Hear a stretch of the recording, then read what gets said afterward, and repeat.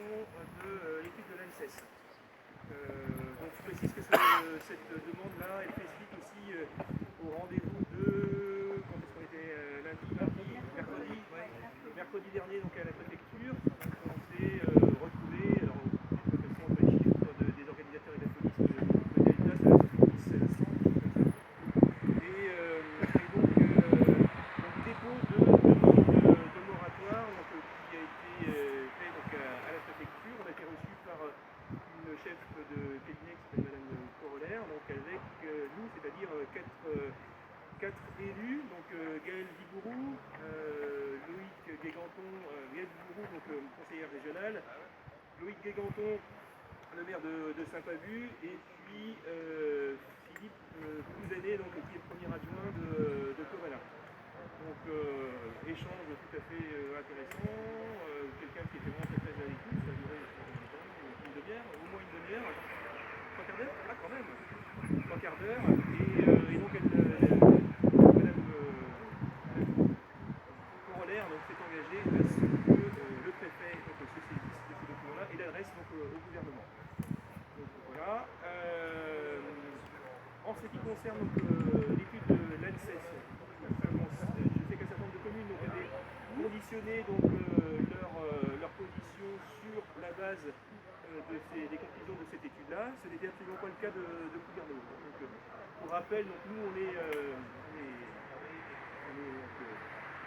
attaqué par Enedis au tribunal administratif sur la base de deux contentieux, de recours.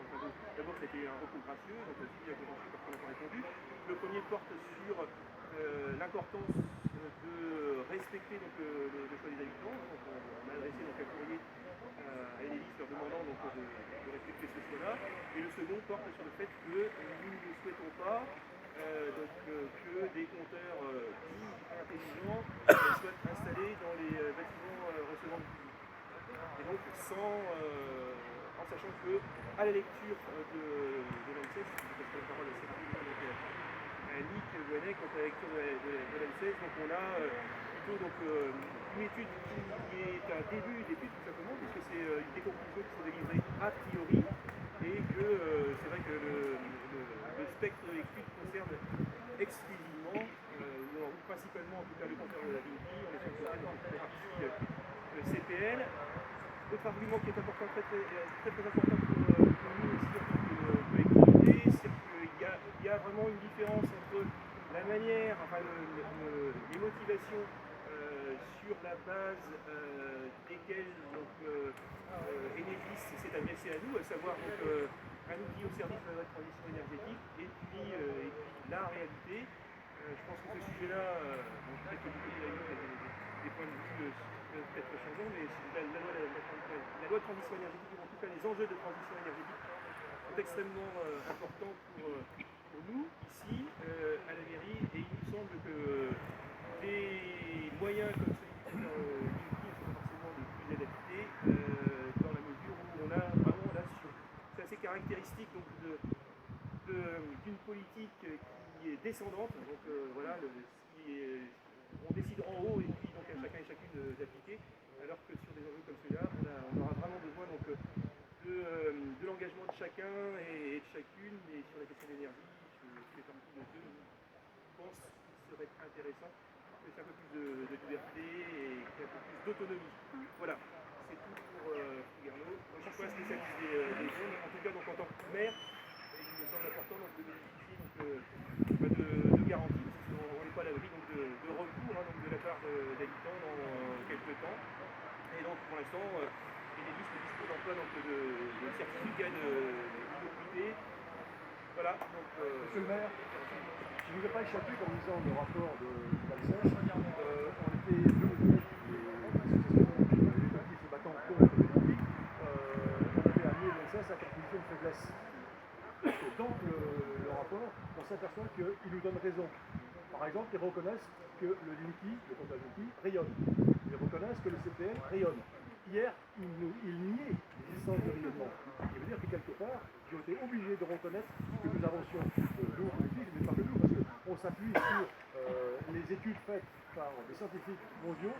Il y a eu, par exemple, le mouvement Bio-Initiative qui regroupe plusieurs centaines, voire plusieurs centaines de scientifiques, de professionnels qui ont dénoncé les risques des ondes électromagnétiques. Ces risques-là sont connus depuis longtemps, et ça, les Français ne le savent pas. Vous-même, je ne sais pas si vous le savez, mais en 1983, EDF a lancé une étude pour savoir quels étaient les effets néfastes du rayonnement du rayonnement électromagnétique sur la santé. Le document est un document qui a été rendu confidentiel parce que le résultat de ce document n'allait pas dans le sens escompté par EDF. Par exemple, je vais vous lire deux phrases issues de ce document, qui est maintenant confidentiel. Les rayonnements électromagnétiques qui saturent l'espace ambiant. Déjà, dès 1983, ils reconnaissaient que l'espace ambiant était saturé. 1983, c'était 30 ans. Aujourd'hui, avec tous les appareils connectés, imaginez ce que c'est que le smog électromagnétique. Et dont la densité a augmenté en quelques dizaines d'années, dans des proportions considérables, peuvent avoir une influence très néfaste sur le comportement et la santé des êtres vivants, virgule, et des humains en particulier. Nous sommes concernés. C'est le phénomène de pollution électromagnétique qui nécessite des études d'environnement. En 1983, EDF disait qu'il fallait faire donc des études sur les problèmes de pollution électromagnétique. Quels efforts ont été faits pour trouver la technologie adaptée? En 2006, EDF, à l'époque c'était ERDF, décide de conceptualiser le projet Linky. En 2007, ils le mettent en fabrication. En 2010, à titre expérimental, ils le mettent dans la région lyonnaise, la région tourangelle. Le CIED, qui est le syndicat d'électrification de la région d'Indre-et-Loire, a fait faire une enquête sur 1500 foyers chez qui on avait installé le Linky. 15% ont eu des problèmes. Des problèmes qui sont répertoriés dans le document fait par le CIED. Alors, je l'ai quelque part là, mais excusez-moi. Ah, voilà. Vous avez par exemple des problèmes de puissance. La mairie a trop de puissance appelée. Il y a manque de puissance, je vais tout lire parce que c'est important. Des problèmes des administrés. Les habitants de la commune ont de nombreux problèmes à la suite de l'installation. C'est pour ça que les maires ont pris position contre. Vous avez bien fait de faire comme eux. Des problèmes d'installation. Le disjoncteur a brûlé. Erreur de calibrage d'un tel contrat. Le photocopieur a grillé. Les box, il faut les changer. Le compteur a grillé. Problème de compteur. Bon, ici. Mais les problèmes sont réels depuis 2010. En 2011, le ministre de l'Industrie à l'époque, Éric Besson, vu les problèmes qu'il y avait suite à l'installation de Linky, décide de réunir la CRE, la commission qui s'occupe de l'électrification en France, pour essayer de mettre en œuvre l'installation de Linky, sachant les problèmes. Vous imaginez? C'est pour ça que moi aujourd'hui je dis qu'en dehors du scandale sanitaire, que l'on mesure, parce qu'il y a de plus en plus de personnes qui sont électrosensibles, parce qu'on est tous électrosensibles plus ou moins, mais on peut devenir encore plus. Et en dehors de ça, il y a des problèmes d'ordre de matériel qui sont reconnus, mais étouffés. Par exemple, c'est une information que j'ai, mais j'en ai pas la preuve, j'essaye de l'avoir. À la mairie de Jean-Paul Douarzel, il y aurait eu un incendie dans une maison appartenant au maire de Douarzel. Et les consignes auraient été données pour ne pas prévenir la presse. J'ai appris de la bouche d'un employé municipal, je tairai le nom, du Conquet, de la ville de Conquet. Il y aurait eu des problèmes, voire peut-être un incendie du compteur, enfin d'un compteur mis en place par Enedis dans la mairie pour la ville. Et quand ils ont installé les guirlandes de Noël, le compteur aurait grillé. Donc les problèmes sont réels.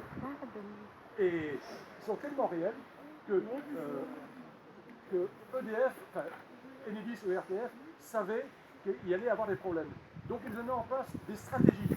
La première s'appelle la stratégie dite du léopard, qui consiste à ne pas mettre le Linky partout dans toute la France, mais dans des petits secteurs comme Plouguerneau, comme Le Conquet, etc., de manière à ce que les gens ne se mobilisent pas. Voilà la raison. Ça c'est grave. D'autres stratégies. La stratégie, c'est d'empêcher les gens de communiquer, empêcher la presse de faire son travail d'information. Nous sommes deux du collectif à avoir, le 15 novembre, voulu participer à l'émission Radio Bradizel. La collègue s'est présentée à titre personnel. Elle a pu s'exprimer, mais en off, on vient supprimer pas mal de propos. Moi, je me suis exprimé en tant que militant anti-Linky. J'ai donné mon nom, enfin mon prénom exactement, et mon lieu. J'ai demandé quelle était la démarche à suivre pour que je puisse m'exprimer. On m'a dit, raccrochez, on vous rappellera. Tout d'un coup, j'entends à la radio, Jean-Jacques Duconquet, 3 fois, c'est moi Jean-Jacques Duconquet. J'attends que mon téléphone sonne, il ne sonne pas. Par contre, quelqu'un a parlé à ma place. Vous imaginez les méthodes. Ce qui veut dire que je me permets de dire que c'est un scandale d'État. Pourquoi un scandale d'État? C'est parce que EDF est actionnaire, l'État est actionnaire à 85% d'EDF. Donc il ne pouvait pas nier le document de 83 qui a dénoncé donc la nocivité des zones électromagnétiques. Donc on est devant un problème très très grave. Je vous remercie, comme les 300 autres maires de France qui se battent, parce qu'il y a 300 maires qui sont opposés.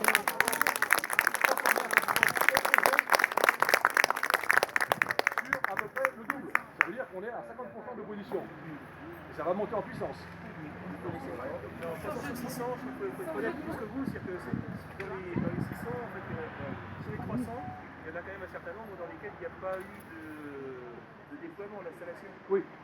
Le document 83, vous l'avez pas eu? 83, Moi, je voulais signaler quelque chose aussi, c'est par rapport à l'ANSES, justement, par rapport à l'histoire de l'ANSES, pour dire que non seulement l'étude n'est pas terminée, puisqu'ils le disent eux-mêmes que ça n'a pas été terminé, en disant, on a regardé les 124 pages qu'ils ont fait, donc elle n'est pas terminée, et en plus elle est complètement contradictoire.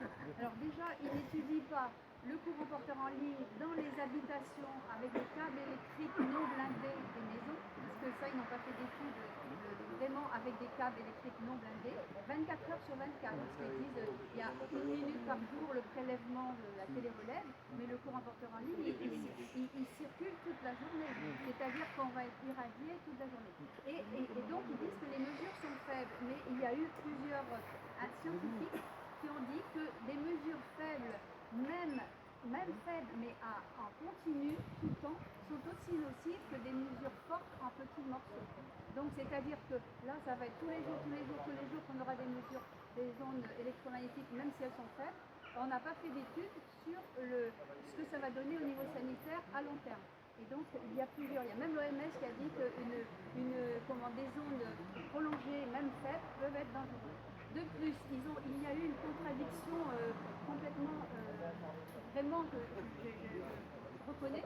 En mois de juin, l'ANSES a dit qu'il y avait du danger pour les zones haute fréquence, pour les enfants, pour la téléphonie mobile, le Wi-Fi, les tablettes, qu'il fallait que les parents fassent attention parce que ça pouvait agir sur le cerveau des enfants, etc. Et qu'il fallait faire très attention pour les jeunes enfants. Donc ils l'ont reconnu, le même ANSES a reconnu qu'il y avait des dangers avec les hautes fréquences.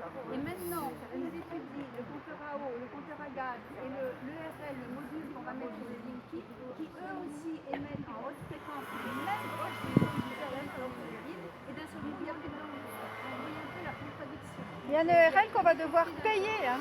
L'ERL, on va devoir l'acheter. En plus. L'ERL, là, donc il y aura déjà le courant porteur en ligne qui va émettre des basses fréquences et du rayonnement. Et là, ça va être des fréquences de téléphonie mobile. Donc, en mois de juin, les hautes fréquences étaient dangereuses pour les enfants. Mais si c'est dangereux pour les enfants, c'est dangereux pour les adultes aussi. Là. Et maintenant, il n'y a plus de danger, ni le compteur à gaz, ni le compteur à eau, les ondes qui vont émettre, il n'y a plus de danger. Donc il y a des contradictions en permanence dans le dossier comme ça. De plus, ils ont fait des recherches sur toutes les études qui ont été faites à droite, à gauche, etc. Mais eux, ils n'ont pratiquement pas fait de recherche personnelle. Et donc, même quand ils étudient le compteur n'émet pas, ils n'ont pas fait de recherche à long terme. Et après, ça va être là c'est en G1, G3, ça peut être en G4, G5, ça peut augmenter. Il n'y a eu aucune étude de fait sur les doses qui vont être supérieures. Donc c'est vraiment que du bluff et voilà. Et d'ailleurs, dans le rapport, il se pose la question des conflits d'intérêts. Ben là, il peut y avoir des conflits d'intérêts. Parce que ça serait intéressant de voir les personnes qui ont fait les études, s'ils ne sont pas reliés à BID ou à Unicom, etc. Donc là, ça serait quelque chose à étudier. Voilà. Et donc, autrement, on voulait dire aussi que oui, Madame Rivasi et M. Pierre-Leroux avaient demandé une étude indépendante, complètement indépendante. Parce que là, c'est pas indépendant du tout. Voilà. Tu as parlé de l'ERL. Alors, il faut savoir que l'ERL, ça veut dire émetteur radio Linky.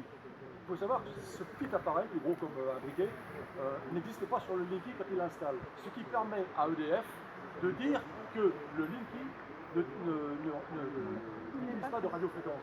Ce qu'il faut, parce qu'il y a déjà le CPL à 64 kHz, c'est déjà une fréquence très élevée. Mais en ne mettant pas le ERL, ils peuvent dire qu'il n'y a pas de radiofréquence. Pourquoi? Parce que le ERL, lui, fonctionne à 2,4 GHz. Ça veut dire gigahertz, c'est énorme. Hein. Ça fait 2,4 10 puissance 12. Ça correspond à la radio, hein, à la chaîne de radio. Ce qui veut dire que chez vous, vous allez avoir ce petit appareil qui va rayonner à 2,4 gigas. Donc autant de rayonner, de vous polluer la santé, c'est vous qui allez le payer. Il est prévu entre 150 et 200 euros. C'est pas fini. Ayant acheté, vous devenez propriétaire de ce petit appareil dans un compteur qui ne vous appartient pas. Ce qui veut dire que si vous avez un problème d'ordre matériel ou autre chez vous, on ira, EDF dira, mais c'est vous le responsable, vous avez mis un ERL. Et ils vont pas vous l'imposer de force, mais ils vont faire en sorte de vous l'imposer. Comment? Ben, ils en ont besoin. Parce que c'est avec cette ERL qu'ils vont pouvoir mesurer la quantité d'énergie consommée par chacun de vos appareils électriques. C'est ce qu'on a vu à la télévision quand la SUS s'est exprimée sur iTélé au mois d'avril et au mois de décembre, où c'est contredit d'ailleurs. Vous allez avoir donc cette URL qui va mesurer les quantités d'électricité que consomment vos appareils. Pour que faire? Ils vont savoir si par exemple vous avez un appareil qui consomme trop. Donc ils vont donner vos coordonnées, ils vont savoir qui vous êtes, ils vont les donner à des entreprises. En leur disant, si cette personne a un appareil qui consomme trop, allez lui vendre un autre qui consomme moins. C'est pas de la fiction, c'est de la réalité. Et c'est tellement de la réalité que monsieur Lomulumbu, le directeur d'Enedis, s'est vanté, tout le monde l'a vu, enfin ceux qui l'ont vu, à la télé, disant qu'enfin ils étaient rentrés dans le marché Big Data. C'est-à-dire, on va vendre vos données. Et aujourd'hui, il y a une concurrence effrénée entre des grands groupes pour acheter et vendre ces données-là. Il suffit d'aller faire un tour sur un site qui s'appelle Teradata, qui est une boîte américaine qui s'est vantée d'avoir obtenu de d'Enedis la gestion de nos données. Vous imaginez nos données aux USA? Dans 3 semaines, on va avoir un déjeuner qui va venir menacer les séquences militaires, presque, donc je parle de Trump. Imaginez qu'avec nos données, ils feront ce qu'ils voudront. C'est un scandale d'État. Je voulais savoir s'il y avait les journalistes du Télégramme de l'Ouest France présents. Oui. J'ai des papiers à leur donner. Ah. Oui, voilà. Donc on va vous expliquer. Vous avez écouté un peu Oui, Ouest France est là aussi. D'accord.